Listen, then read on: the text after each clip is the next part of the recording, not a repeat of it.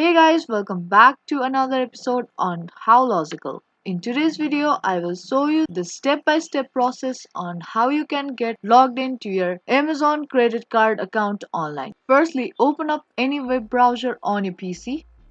Now there, search for amazon.syf.com. And once you search for it, this type of interface will appear on your screen. Now in here you need to type in your user ID and password to get access to your Amazon credit card account.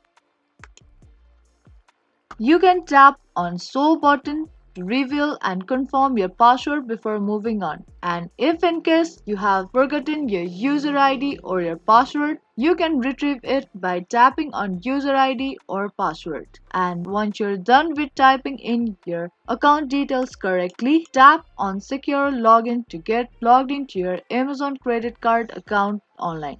Now that was the really quick and easy video on how to get logged into your Amazon credit card account online. Hope you liked and found this video helpful. If you did, then make sure to give this video a thumbs up and subscribe to our channel. I will be back with more similar videos like this. Thank you for watching.